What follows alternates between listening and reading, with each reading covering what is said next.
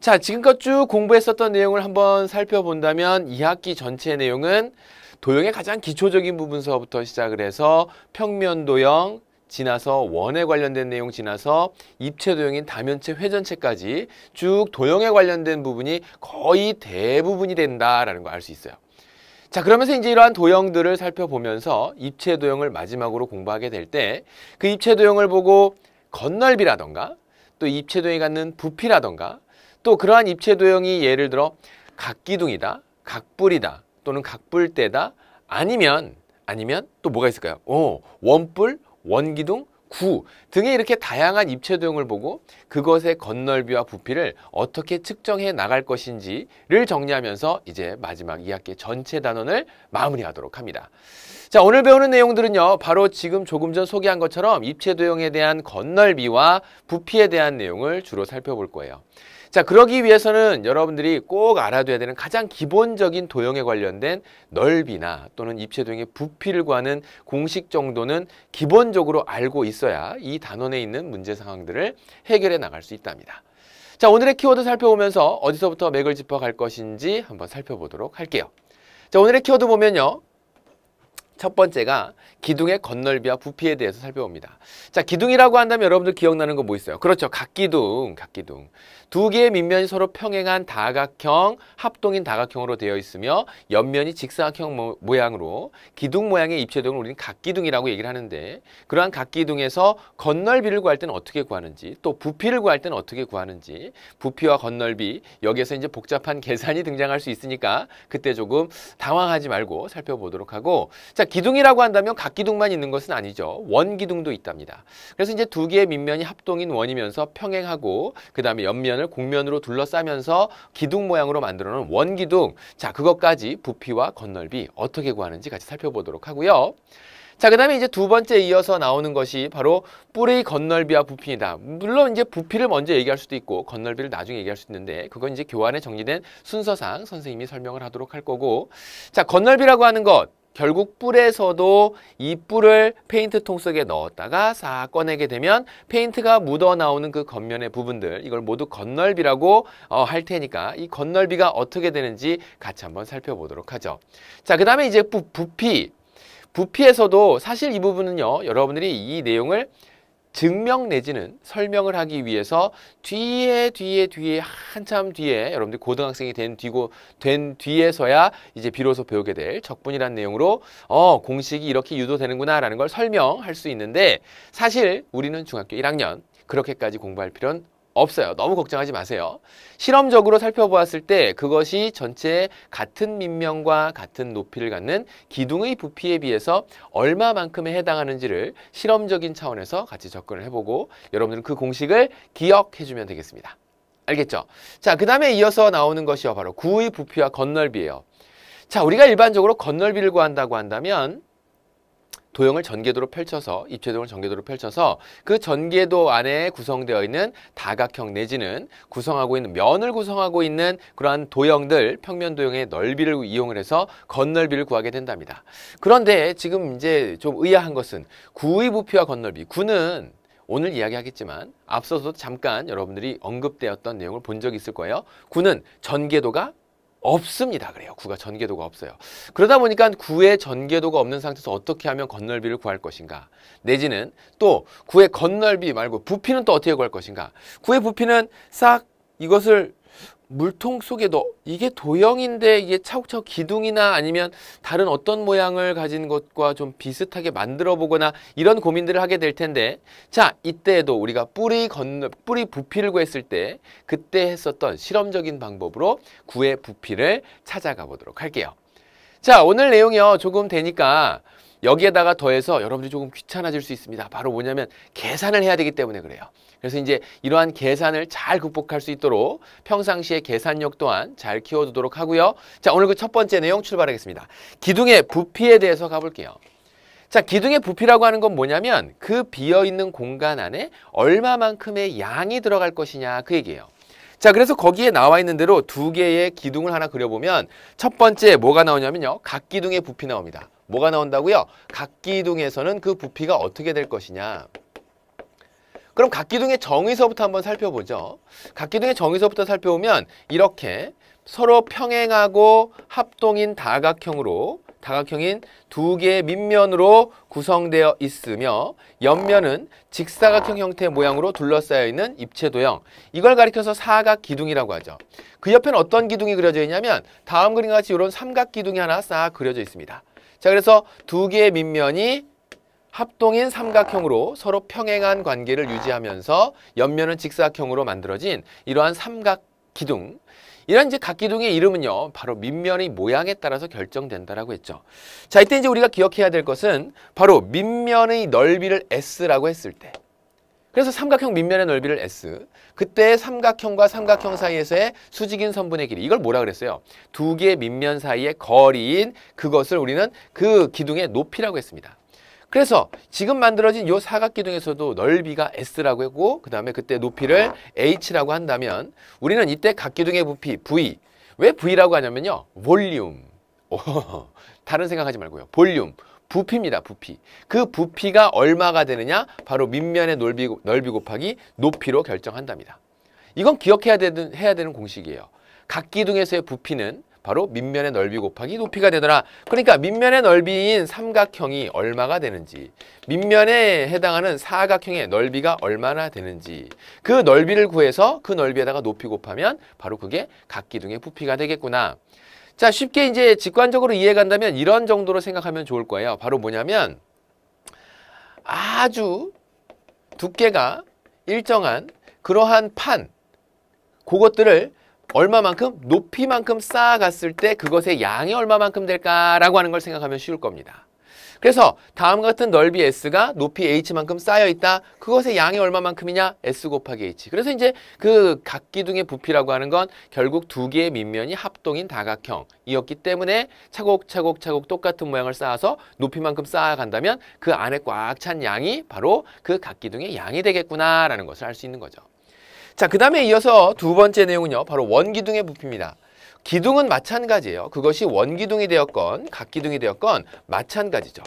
원기둥의 부피에서도 두 원기둥도 그 또한 각기둥과 유사한 형태를 갖추고 있는데 단 차이점이라고 한다면 구성하게 되는 밑면이 원이 된다라고 하는 것과 그 다음에 옆면이 직사각형 모양이 아니라, 물론 전개도로 펼쳐놓게 되면 직사각형인 면으로 펼쳐지지만 지금 현재는 그 직사각형 모양이 구분면으로 다음과 같은 원기둥을 만들어내더라. 자, 그러면 그때 밑면의 넓이를 S라고 한다면 그리고 높이를 H라고 했을 때 이 원기둥의 부피 역시도 어떻게 구한다? 옳지, 밑면의 넓이 곱하기 S, 높이로 구한다. 어때요? 기둥의 부피 쉽죠? 기둥의 부피만 구할 수 있다면 웬만한 건 다 해결할 수 있을 것 같습니다. 해서 기둥의 부피 다음과 같이 이런 과정을 통해서 구해 간다더라. 대신에 여러분들이 이쯤에서 꼭 기억해 둬야 될 것은 기둥이라고 하는 것, 그것이 각기둥이 되었건 원기둥이 되었건 특히 각기둥 같은 경우에 정확한 그 뜻을 잘 기억해 놓도록 하고, 두 개의 밑면이 합동인 다각형으로 평행하면서 옆면이 직사각형으로 둘러싸여 있는 기둥 모양의 입체도형, 이것을 이제 각기둥이라고 하고, 두 개의 합동인 원이 옳지 평행하면서 옆면이 구분면으로 둘러싸여서 만들어진 기둥 모양의 입체도형을 원기둥이라고 한다 라고 하는 그 모양새를 잘 기억한다면 그 각각의 기둥의 부피는 결국 밑면의 넓이 곱하기 높이구나. 다시 한번 뭐라고요? 밑면의 넓이 곱하기 높이로구나 라는 사실을 알 수 있답니다. 됐죠? 자, 이제 기둥의 겉넓이가 보도록 할게요. 부피 배웠으니까 이제 겉넓이를 정리하게 되면 여러분들 교재에 잘 설명되어 있는데, 자, 먼저 각기둥 같은 경우 한번 볼게요. 어떤 각기둥이든지 그 각기둥의 겉넓이를 구하라 라고 한다면 이 사실을 알면 됩니다. 뭐라고요? 구성되어 있는 평면도형이 도대체 무엇으로 구성되어 있는가. 잘 생각해 보면 우리가 옆면은요 전부 직사각형이죠. 그 다음에 옳지, 두 개의 밑면이 합동인 다각형으로 되어 있습니다. 자, 그러니까 이것들을 펼치게 되면 어떤 일이 벌어지냐면 거기 교재에 나와 있는 대로 어떤 삼각기둥을 펼쳤다라고 생각을 해보죠. 자, 이렇게 해서 삼각기둥을 펼쳤다. 조금 작게 그렸어요. 아래다 또 그려보려고. 자, 이렇게 해서 삼각기둥이 있었다라고 가정을 한다면, 그러면 이러한 삼각기둥을 펼쳤다라고 했을 때 어떤 모양이 만들어지냐면 다음과 같이 이렇게 생긴 커다란 이렇게 생긴 도형에다가 그 옆으로 누가 따라 붙냐면 네, 얘랑 맞닿게 되는 즉 전개도로 펼쳐서 구성되어 있는 도형을 살펴보자 그 얘기예요. 뭐라고요? 전개도로 펼쳐서 구성되어 있는 도형을 살펴보자. 그래서 조금 전에 보았었던 이러한 삼각 기둥을 펼쳤더니 다음과 같은 전개도가 그려졌다라는 거죠. 그런데 가만히 살펴보니까 이 옆면들을 하나하나 구해서 세 개의 직사각형의 넓이를 따로 구할 수도 있겠지만 다음처럼 이렇게 싹 전체 커다란 직사각형이 구성이 되더라 그 얘기예요. 세 개의 직사각형들을 연달아 이어붙여서 전개도로 펼쳐보았더니 이렇게 커다란 직사각형 모양이 나오는데 이때 선생님이 이제 강조해서 얘기할 부분이 바로 뭐냐면 이때 가로의 길이에 해당하는 옆면 가로의 길이에 해당하는 게 바로 밑면의 둘레의 길이와 같더라 그 얘기예요. 그도 그럴 게 왜 그러냐면 이 길이하고 이 길이가 서로 맞닿는 부분이니까 길이가 같아야 되겠죠. 그 다음에 여기에는 요 길이하고 요 길이가 서로 같아야 되겠습니다. 그래서 가로의 길이가 밑면의 둘레의 길이가 되고 세로의 길이가 뭐가 된다고? 옳지. 그러한 각기둥의 높이가 되더라 그 얘기예요. 그래서 각기둥의 겉넓이 구하라고 한다면 압니다. 두 밑면의 넓이. 그래서 굳이 공식으로 쓰자면 2 곱하기 한 밑면의 넓이. 왜냐면 그 밑면은 똑같은 합동인 도형이니까 넓이에다가 그 다음에 누구를 더한다? 옆넓이 이렇게 더해주면 돼요. 그 옆넓이를 더하는데 그때 해당하는 이 옆넓이를 구할 때 커다란 직사각형의 넓이로서 완성할 수 있다는 거죠. 그 커다란 직사각형은 그 가로의 길이가 바로 밑면의 둘레와 같고 세로의 길이는 높이와 같으니까 이 옆넓이를 밑면의 둘레 곱하기 높이로 결정할 수 있는 거죠. 그것이 원기둥인 경우에도 마찬가지예요. 우리가 원기둥의 전개도를 그려본다면 그렇죠. 굳이 이제 원기둥의 겨냥도 그리지 않더라도 여러분들이 이미 원기둥의 전개도 정도는 그릴 수 있을 겁니다. 어떻게 그려지나요? 조금 전 우리가 부피를 구할 때도 전개도로 펼쳤을 때 옆면이 직사각형이긴 하지만 겨냥도인 상태에서는 그 직사각형이 구분면으로 되어 있으니까 다음과 같이 이렇게 합동인 두 개의 원과 그 다음에 옆면 직사각형으로 구성이 되더라. 자, 이때도 강조해서 이야기할 부분 바로 이겁니다. 여기 현재 나와 있는 지금 나와 있는 이 가로의 길이 있잖아요. 이 가로의 길이라고 하는 것은 누구와 똑같다? 바로 밑면의 둘레인 원주와 같더라. 그리고 그때 높이에 해당하는 것은 바로 뭐에 해당한다? 이 직사각형의 세로의 길이와 같더라.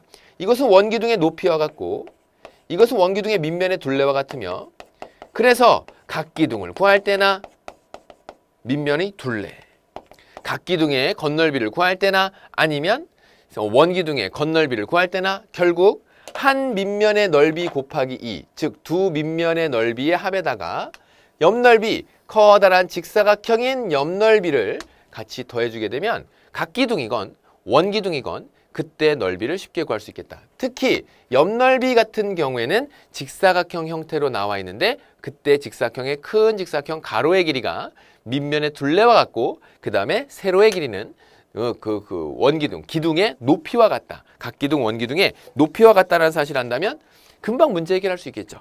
거기에다가 이 반지름의 길이를 R이라고 해놓고 나서 교지에 따라서 여러 가지의 명칭들을 달아요. 근데 결국 밑면의 둘레의 길이가 가로의 길이가 된다라고 하는 건 즉 여기에 나와 있는 이 밑면의 둘레 얘는 2파이 R이 된다라는 것이죠. 그 얘기입니다. 얘는요 파이 R 제곱이 된다라는 거고. 그래서 그걸 공식 자체로 그냥 달달달 외우느니 여러분들이 실제로 기억해야 되는 것은 기둥의 겉넓이는 한 밑면의 넓이 곱하기 2에다가 옆넓이를 구해야 되겠구나. 기둥은 옆넓이가 직사각형으로 표현되는구나. 그 직사각형의 가로의 길이는 밑면의 둘레의 길이와 같구나. 세로는 옳지 겨냥도의 높이와 같구나. 기둥의 높이와 같다. 자, 그 사실이 기둥의 겉넓이 구하는 내용의 전부입니다. 쉽죠? 쉽다니까. 대신에 계산하는 게 귀찮을 뿐이에요. 그리고 거기에다가 조금 더 빠른 계산을 위해서 한 번쯤 생각을 해보는 게 이제 그런 내용들이 어렵게 느껴진답니다. 자, 이어지는 뿌리 부피 가보도록 할게요. 자, 이제 뿔로 넘어옵니다. 조금 전에 기둥의 부피와 기둥의 겉넓이 구했죠. 자, 이제 뿔로 넘어오면 뿔에서 이제 해당하는 내용은 다음과 같은 내용이 등장을 해요. 그것이 각뿔이 되었건 원뿔이 되었건 자, 첫 번째 각뿔의 부피. 어떤 일을 할 거냐면 같은 밑면과 같은 높이를 갖는 각기둥 하나와 각뿔 하나를 다음과 같이 만들 겁니다. 뭐 할까요? 사각뿔 할까요? 좋아요. 이렇게 사각뿔. 얘는 사각 기둥이고요. 그 안에 꼭 들어맞게끔 밑면과 높이가 똑같은 사각뿔을 하나 싹 채워 넣겠습니다. 어떻게 채워 넣을 거냐면 뒤집어서요. 이렇게. 자, 이렇게 생긴 사각뿔 하나를 꼭 맞게 밑면과 높이가 똑같도록 다음과 같이 사각뿔 하나를 만들어서 거기에다가 물을 싹 채울 겁니다. 물을 온전히 채운 다음에 이 사각뿔을 똥 하고 드러내서 쫄쫄쫄쫄쫄쫄 하고 물을 부을 거예요. 그렇게 물을 부었더니 여기에 가서 요만큼, 딱 얼마만큼? 3분의 1, 높이의 3분의 1 되는 지점만큼에 가서 물이 차더라 그 얘기예요. 지금 파란색으로 색칠하는 이 채워진 물의 부피가 바로 누가 된다고? 바로 사각 각불의 부피가 되는 거죠.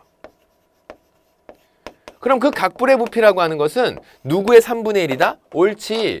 밑면도 똑같고 높이도 똑같은 두 개의 각기둥과 각불의 관계에서 다음과 같이 그러한 각불에 물을 꽉 채운 다음에 쪼로록 부었더니 각기둥에다 부었더니 각기둥 높이의 얼마만큼? 3분의 1만큼에 가서 채워지더라 그 얘기예요. 그런데 그만큼이 무엇의 부피라고? 이 각불의 부피입니다. 그래서 각불의 부피는 밑면의 넓이 S 곱하기 높이가 얼마? 밑면에 여기 색칠된 부분의 사각기둥의 넓이하고 부피하고 같은 부분이 되니까 높이가 3분의 1 H여서 3분의 1 SH. 그래서 이제 여러분들이 각불의 부피를 구하게 될 때 이렇게 구합니다. 얘는 밑면의 넓이가 될 거고요. 얘는 뭐라고? 얘는 높이가 되죠. 결국 우리가 같은 밑면과 같은 높이를 갖는 각기둥의 부피에 비해서 얼마만큼? 3분의 1만큼 해당하는구나 라고 하는 걸 이런 실험적인 내용을 통해 살펴볼 수 있었던 거예요. 원기둥인 경우도 마찬가지입니다. 뭐라고요? 원기둥인 경우에도 다음과 같이 원기둥의 부피를 구하라 라고 한다면 이 원기둥의 부피 역시도 원기둥이란다. 원뿔 원뿔의 부피. 오늘 흥분했나? 원뿔의 부피를 구하라고 하더라도 똑같은 밑면을 갖는 똑같은 높이를 갖는 원기둥하고 원뿔을 다음과 같이 이렇게 위치시킵니다. 그리고 여기에다가 물을 싹 채워요. 이번엔 분홍색 물을 싹 채워서 뻥 뽑은 다음에 쪼로록 그 원기둥에다 부으면 그 원기둥 높이 얼마만큼? 3분의 1만큼에 가서 물이 차더라 그 얘기입니다. 이렇게. 그러니까 결국 여기에 나와 있는 이 녀석의 부피가 바로 뭐의 부피가 되고? 원뿔의 부피가 되고 그 원뿔의 부피는 원기둥 부피에 얼마가 된다? 옳지. 원기둥 부피에 여기에서도 3분의 1만큼. 왜? 높이의 3분의 1만큼 채워지니까. 그래서 이제 뿔의 부피는 그것이 각뿔이 되었건 원뿔이 되었건 같은 밑면과 같은 높이를 갖는 그 기둥의 부피에 비해서 몇 분의 1? 옳지. 3분의 1. 그냥 밑면의 넓이 곱하기 3분의 1. 근데 이제 우리가 계산을 하다 보면 종종 빼먹는 게 누구냐면 요 녀석 3분의 1이에요. 요 녀석 3분의 1, 3분의 1. 3분의 1을 자꾸 빼먹다 보니까 계산 실수가 일어나서 자주 오답이 나오는 경우가 있는데 아예 우리들은 각뿔 내지는 원뿔 등의 부피를 구해야 된다라는 상황이 발생을 하면 3분의 1부터 딱 적어놓고 시작을 합시다. 뭐부터 적어놓고 시작한다고? 3분의 1부터 적어놓고 시작을 하자고요. 자, 실제 문제에서는 어떻게 나오고 있는지 그 문제를 한번 살펴보도록 할게요. 자, 이어지는 건 뿔의 건널비입니다. 자, 뿔의 건널비 역시 전개도입니다. 전개도. 따로 내용 정리를 하지 않는 대신에 무엇을 적어볼 거냐면 우리가 이제 전개도를 펼치기 위해선 각뿔 같은 경우에 그 특징을 살펴보면 밑면이 한 개이면서 다각형인 도형으로 되어 있고 옆면은 삼각형으로 되어 있습니다. 옆면이 삼각형으로 될 수밖에 없었던 이유는 왜 그랬어? 옳지. 뿔 모양을 만들기 위해서 각뿔의 꼭지점에서 각각의 옆면들이 하나의 꼭지점에서 모여야 되기 때문에 그래요. 이렇게 싹싹싹. 그래서 이제 뾰족한 부분을 만들어낸 거거든요. 그래서 각뿔이라고 하는 건 그 옆면의 구성이 삼각형으로 되어 있고 밑면 구성하는 다각형의 변의 개수만큼 옆면이 만들어질 것이고 그러니까 문제에서 나오게 되는 전개도가 펼쳐졌을 때 옆면에 해당하는 삼각형, 그다음에 밑면에 해당하는 다각형 이런 것들의 넓이의 합을 구하면 건널비가 되겠구나. 원뿔 같은 경우는 전개도를 다시 한번 봐주도록 해요. 원뿔의 전개도를 살펴보면 얘는 다음과 같이 이렇게 생긴 원뿔이 하나 있었는데 그것을 한쪽 모선을 잘라서 다음과 같이 쭉 자른 다음에 펼쳐보았더니 어떤 전개도가 그려지게 되냐면 다음과 같이 이렇게 생긴 전개도가 그려진답니다. 뭔 채꼴? 부채꼴. 그래서 부채꼴의 넓이에다가 그 다음에 밑면 원의 넓이를 더해주면 되는 거예요. 그래서 여기서 선생님은 다음과 같이 모선의 길이를 L이라고 해보고요. 그 다음에 이때 호의 길이, 여기에서 여러분들이 공식을 그냥 말로 외워두게 되면 헷갈릴 수 있으니까 아예 지금 이 교재에 나와 있는 대로 선생님이 정리를 한번 해보도록 할게요. 여기 반지름의 길이가 스몰 r입니다. 됐나요? 자, 이제 우리는 넓이를 구해갈 거예요. 넓이를 구해가는데 왜 거기에 나와 있는 대로 같이 한번 봐요. S는 파이 r 제곱 플러스 2파이 RL 그랬어요. 근데 2파이 RL이 왜 나오는지 그걸 그냥 공식대로 기억하려고 하니까 이 부분이 부담스럽다면 얘를 만약에 펼쳤을 때 중심각을 주면서 얘가 원뿔의 전개도입니다. 겉넓이를 구하세요 라고 했을 때 이 부채꼴의 넓이를 구하는 두 가지 식이 있답니다. 그 첫 번째 식은요. 첫 번째 식은 반지름의 길이, 즉 부채꼴의 반지름의 길이 이 파이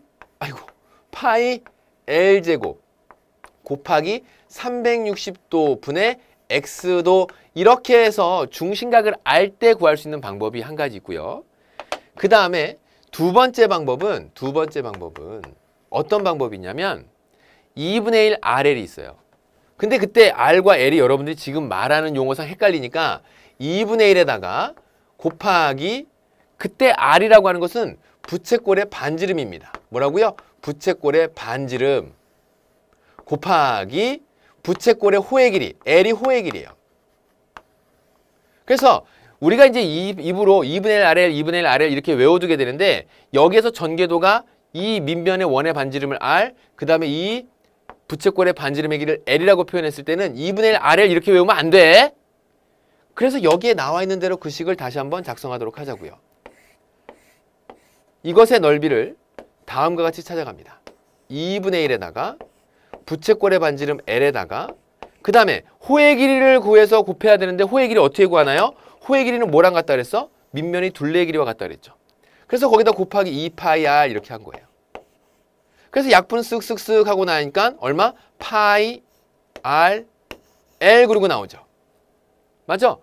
그래서 여기에 나와 있는 이 부채꼴의 넓이가 뭐가 되냐면 파이 R L 이렇게 된답니다. 다시 한번. 우리가 부채꼴의 넓이를 구하게 될 때 어떻게 구한다라고 했냐면 2분의 1에 부채꼴의 반지름에 그 다음에 거기에다가 뭐의 길이? 부채꼴의 호의 길이를 곱해서 LR, RL을 곱해서 만들어내는데 2분의 1에다가 2분의 1 부채꼴의 반지름 여기에선 L 그 다음에 부채꼴의 호의 길이가 얼마? 여기에 나와 있는 요 녀석의 길이와 같다. 그래서 넌 얼마? 파이 RL. 이 파이 R이 바로 이 부채꼴의 호의 길이가 되잖아요. 그래서 지금처럼 싹싹 지워놓고 나면 파이 R을 거기다가 누구 더해주면 돼? 옳지. 파이 R 제곱이라고 하는 밑면의 넓이에다가 그 다음에 여기에는 요 녀석 딱 이렇게 더해서 뭘 만들 수 있겠더라? 옳지. 바로 지금 나와 있는 원의 왜 이래 원뿔의 겉넓이를 구할 수 있겠더라 그 얘기입니다.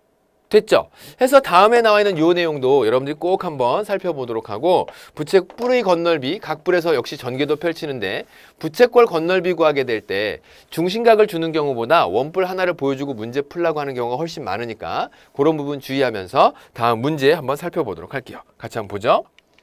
자, 이제 오늘 마지막 개념으로는요. 구의 부피와 겉넓이에 대해 살펴보도록 할게요. 자, 이 구의 부피와 겉넓이도 실험적인 차원에서 구의 부피를 접근해 준다면 네, 여러분들이 쉽게 이해할 수 있어요. 무슨 얘기냐면요. 여기에 구를 선생님이 노란색으로 이렇게 싹 먼저 그리겠습니다. 그런데 지금 여러분들 눈에는 이 구가 안 보여야 돼요. 보이는데 어떻게 안 보인다 그러나. 자, 이 얘기입니다.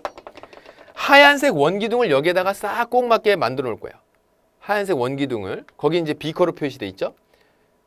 이렇게 맞닿게 꼭 들어맞는 그러한 하얀색 원기둥을 다음 그림과 같이 이렇게 만들어 놓도록 하겠습니다. 짜잔! 여러분들 눈에는 뭐가 안 보인다고요? 구가 안 보여요. 구는 잠시 뒤에 등장할 건데 그림을 그리려다 보니까 이렇게 먼저 그려놨습니다. 자, 먼저 여기에다가 하얀색 물을 싹 채워놨어요. 가득 채워놨어요. 목욕탕에서 임금의 부름을 받고, 아니 목욕탕에서 임금의 부름을 받은 게 아니죠.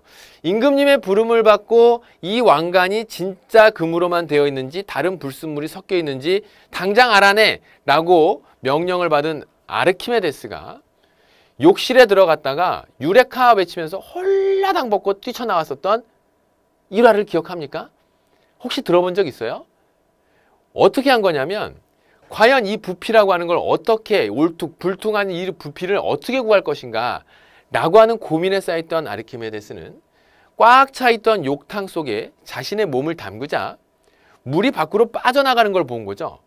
그럼 밖으로 빠져나간 거는 내가 그 안에 들어갔기 때문에 내 부피만큼이 밖으로 빠져나가야 그대로 꽉 찬 상태를 유지할 겁니다. 맞죠? 꽉 찬 상태를 유지하면서 그러면서 이제 내 몸이 쏙 빠져나가면 빠져나간 물이 그 욕탕 속에서 빈 공간으로 유지가 되겠습니다. 그래요? 그래서 이 구의 부피도 그렇게 구합니다. 뭐냐면 하얀색 물로 꽉 채워 있었던 이곳에 이 노란색 굴을요, 딱 들어맞는 굴을 쏙 집어넣었어요. 그러면 물이 쏟아져 나오겠죠. 물이 쏟아져 나오고 나서 남은 양을 살펴보면 돼요. 뭐라고요? 물이 쏟아져 나오고 나서 남은 양. 그래서 물이 싹 쏟아지고 남은 양이 얼마가 남냐면 그 남은 물의 양이 이렇게 남는답니다. 바로 3분의 1만큼이 남아요.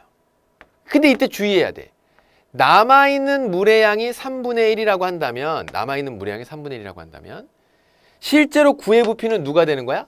여기에 쏟아져 나간 이만큼이 구의 부피가 되는 거죠. 쏟아져 나간 이 녀석이 구의 부피가 되는 거예요. 그럼 쏟아져 나간 양은 이 빈 공간이 바로 구의 부피가 되더라. 결국 원기둥 부피의 얼마가 된다? 그렇지. 원기둥 부피의 3분의 1이 아니라 2가 되는 거예요. 뭐가? 구의 부피가. 남아있는 물의 양은 구가 들어가서 쏟아낸 물이 구의 부피가 되는 거고 남아있는 물의 양이 구의 부피가 되는 게 아니죠. 아까 거하고 헷갈리면 안 돼요. 기둥과 뿔 사이의 관계하고 헷갈리면 안 돼. 얘는 꽉 차 있던 물 속에 굴을 집어넣고 꺼내보니까 3분의 2만큼이 비어있더래요. 그 비어있는 것이 구의 부피가 되는 거라. 그 얘기예요. 그럼 원기둥의 부피는 어떻게 되는데?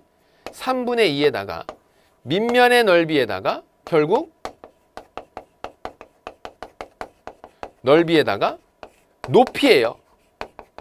그런데 이렇게 쓰고 나니까 할 때마다 밑면의 넓이를 딱 들어맞는 그 원기둥을 만들어내고 자꾸 거기다 그림을 그려야 되니까 여기서 다음과 같이 표시할 수 있겠죠. 뭐냐면 이 원기둥의 높이는 구의 지름과 같습니다. 그래서 구의 반지름을 R이라고 했을 때 얘는 이 R이 높이가 되고요. 맞나요? 그 다음에 이 원기둥 밑면의 반지름의 길이는 구의 반지름의 길이와 똑같아요. 그래서 밑면의 넓이는 파이 R 제곱으로 정리할 수 있고요. 높이는 얼마로? 2R로 정리할 수 있어요. 그래서 구의 반지름이 얼마라고 했을 때 구의 반지름이 R이라고 했을 때 다음에 나와 있는 이 관계식을 싹 다 정리를 하게 되면 어떻게 나온다? 3분의 2 곱하기 2파이 R 세제곱이 될 것이고 그래서 얼마? 그렇지. 다음과 같이 3분의 4파이 R 세제곱이 구의 반지름이 R일 때 나오게 되는 구의 부피가 되겠습니다. 그 얘기예요. 됐냐? 구의 부피는 얼마? 3분의 4 파이 R 세제곱. 오늘이 가기 전에 외워두는 거야. 얘는. 3분의 4 파이 R 세제곱. 3분의 4 파이 R 세제곱. 다시 한번 뭐라고? 3분의 4 파이 R 세제곱. 자, 그 다음에 이제 두 번째는 구의 건널비 가보도록 할게요. 구의 건널비는 어떻게 구했냐면 이렇게 구했답니다. 구의 건널비는 뭐 교재에 따라서 조금 차이가 나긴 하는데 이렇게 설명하는 교재도 있고 다른 방식으로 설명하는 교재도 있고 하지만 그 내용 자체로는 비슷한 개념으로 접근을 해요. 무슨 얘기냐면 지금 여기에 반지름의 길이가 R이 되는 구가 하나 있었어요. 뭐라고?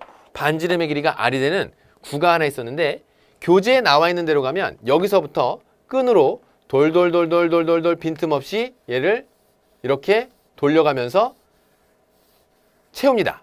그래서 이렇게 싹 해서 끈이 싹 쓱쓱쓱 돌아가면서 여기까지 끝까지 싹 해서 딱 해서 끈을 딱 끊어. 그렇게 해서 끈으로 싹 구의 표면을 둘러싼 다음에 그 끊어버린 요 끈의 전체 길이를 다시 중심을 둬서 떼굴떼굴떼굴떼굴떼굴떼굴떼굴 맞춰 나가요. 이쪽 오른쪽으로 좀 볼까요? 여기 아래다 그린 것보다 이쪽에다가. 그렇게 딱 끄는 끈을 이만큼 해서 돌돌돌돌 어디서부터? 여기 중심에서부터 끈을 이렇게 해서 차곡차곡차곡차곡 돌려가면서 채웠더니 그래서 싹 채우고 나니까 반지름의 길이가 얼마가 되는? 이것의 2배가 되는 2R이 되는 그런 원 모양이 되더라 그 얘기예요. 그래서 반지름의 길이가 2R이 되는 그런 원 모양이 되니까 이러한 원 모양의 넓이가 바로 이것의 겉넓이가 되겠구나. 그래서 넌 얼마? 2R 제곱의 파이 R 제곱. 그래서 얘의 넓이는 4파이R 제곱이 되더라. 이렇게 돼요. 무슨 말인지 알겠어? 다른 책에서는 어떻게 하냐면요. 이런 모양의 귤이 있다고 생각을 하고 완전한 구 형태의 귤이 있다고 생각을 하고 이걸 조각조각 뜯어요. 귤을 뜯는다고. 마치 우리가 미술 시간에 모자이크 하는 것처럼 그렇게 뜯어요. 그리고 나서 반지름의 길이가 R이 되는 원 모양으로 반지름의 길이가 R이 되는 원 모양으로 차곡차곡 채워봤더니 총 4개의 원을 만들더라 라고 하는 것으로 이렇게 설명하는 것도 있어요. 그런데 이제 일반적으로 얘기할 때 다음과 같은 이런 얘기로 하니까 여러분들이 오늘 기억해야 되는 건 구의 부피, 그 다음에 구의 겉넓이 요 2가지 내용 싹 기억해 놓습니다. 그러면 그 다음에 문제 푸는 거는요. 뭐 그렇게 어려운 일 아니에요. 문제 볼래요? 문제는 이 구에 관련된 부피와 겉넓이의 공식을 아는 순간 바로 풀립니다.